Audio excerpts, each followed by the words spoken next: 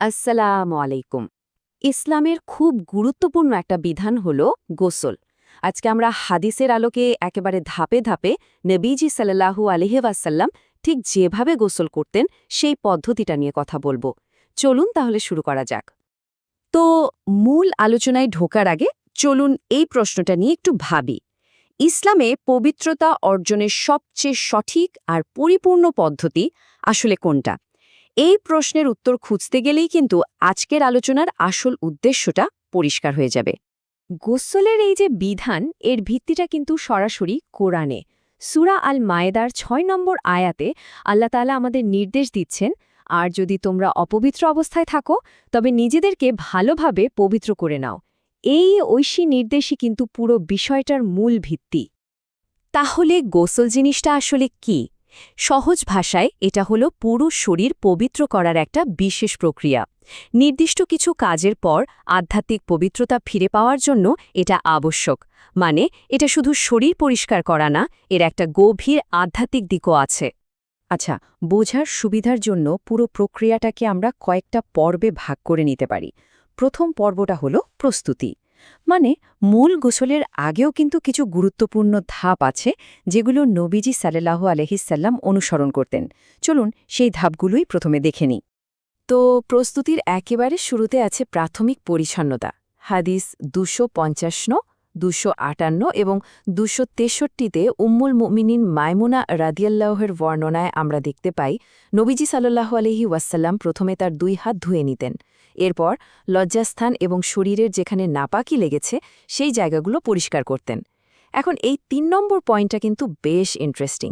বাড়তি পবিত্রতার জন্য তিনি মাটিতে বা দেয়ালে হাতটা ঘষে নিতেন, তারপর আবার সেটা ধুয়ে ফেলতেন। প্রাথমিক পরিচ্ছন্নতা শেষ হলে এর পরের ধাপটা হল অজু করা।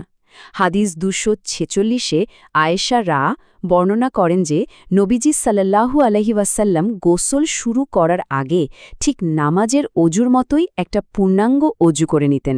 মানে কুলি করা, নাকে পানি দেওয়া, মুখ আর হাত ধোয়া সব কিছুই এর অন্তর্ভুক্ত ছিল। এখানে একটা ছোট কিন্তু খুব গুরুত্বপূর্ণ প্রশ্ন আসে, পা কখন ধোয়া হবে? দেখুন, সহিহ হাদিসে আমরা দুটো পদ্ধতি দেখতে পাই। আয়েশা রাদিয়াল্লাহুর বর্ণনা হাদিস ২৪৬ থেকে আমরা জানি যে তিনি অজুর সময় পা ধুয়ে নিতেন। আবার মাইমুনা রাদিয়াল্লাহুর বর্ণনা হাদিস ২৪৭ ও ২৫৫ অনুযায়ী তিনি গোসলের জায়গা থেকে একটু সরে গিয়ে একদম শেষে পা দুটো ধুতেন। এই যে ছোট একটা পার্থক্য, এটা আসলে এই বিধানের নমনীয়তাকে তুলে ধরে। আর দুটো পদ্ধতি কিন্তু একদম সঠিক। প্রস্তুতির পর্ব তো গেল, এবার চলুন দ্বিতীয় পর্বে যাওয়া যাক, মানে মূল গোসলের প্রক্রিয়াটা। এই ধাপে আমরা দেখব গোসলের প্রধান কাজগুলো কি কি।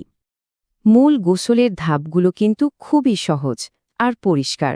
হাদিস ৪৪৬, ২৫২ থেকে ২৫৪ পর্যন্ত বিভিন্ন বর্ণনায় এসেছে যে নবীজি সাল্লাল্লাহু আলাইহি ওয়াসাল্লাম ২ হাতে করে ৩ বার মাথায় পানি ঢালতেন।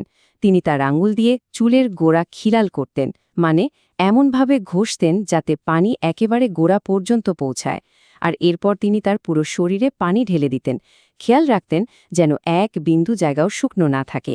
শুধু পদ্ধতিটা জানলেই তো হবে না, তাই না? এর সাথে জড়িত কিছু গুরুত্বপূর্ণ নিয়মকানুন আর আদাব বা শিষ্টাচারও আছে।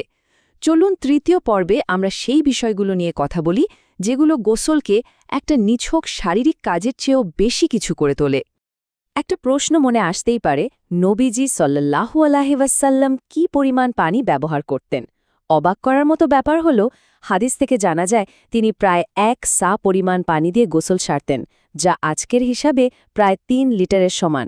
ভাবা যায়? এটা কিন্তু পানি অপচয় না করার ব্যাপারে আমাদের জন্য একটা বিরাট শিক্ষা। এই পানি ব্যবহারের বিষয়টা যে কতটা গুরুত্বপূর্ণ তা বোঝানোর জন্য হাদিস ২৫০-এর একটা অসাধারণ ঘটনা আছে। একবার এক ব্যক্তি বললেন, এইটুকু পানি তো আমার জন্য যথেষ্ট নয়। তখন জাবির রাদিয়াল্লাহু যে উত্তরটা দিয়েছিলেন সেটা ছিল অসাধারণ। তিনি বললেন, এই পরিমাণ পানি তো তার জন্য যথেষ্ট ছিল যার মাথায় তোমার চেয়েও বেশি চুল ছিল এবং যিনি তোমার চেয়ে উত্তম ছিলেন। নবীর সুন্নাহ অনুসরণের এর চেয়ে বড় উদাহরণ আর কি হতে পারে? গোসলের সাথে সম্পর্কিত আরেকটা সামাজিক বিষয় নিয়ে কথা বলা যাক, আর তা হল স্বামী স্ত্রীর একসাথে গোসল করা। ইসলামে এটা কিন্তু খুবই স্বাভাবিক এবং পুরোপুরি অনুমোদিত একটা অভ্যাস। এই বিষয়টা আরও সুন্দরভাবে ফুটে উঠেছে আয়েশা রাদিয়াল্লাহ তাআলা আনহা থেকে বর্ণিত হাদিস 248 আর 259। তিনি বলছেন, আমি এবং নবী সাল্লাল্লাহু আলাইহি ওয়াসাল্লাম ফারাক নামের একটা পাত্র থেকে গোসল করতাম, আর আমাদের দুজনের হাত একের পর এক সেই পাত্রে যেত। এটা নবীজির পারিবারিক জীবনের সরলতা আর অন্তরঙ্গতার কি দারুণ একটা চিত্র তুলে ধরে। এছাড়াও নবীজির গোসলের মধ্যে আরও কিছু ছোট ছোট কিন্তু সুন্দর অভ্যাস ছিল। যেমন হাদিস 256 অনুযায়ী তিনি হিলাব বা সুগন্ধি ব্যবহার করতেন। তিনি প্রথমে মাথার ডান দিকে পানি দিতেন, তারপর বাম দিকে। আবার হাদিস 257 এবং 263 অনুযায়ী তিনি গোসলের পর মাঝে মাঝে তোয়ালে দিয়ে শরীর মুছতেন না। এটা অবশ্য একটা ঐচ্ছিক বিষয়।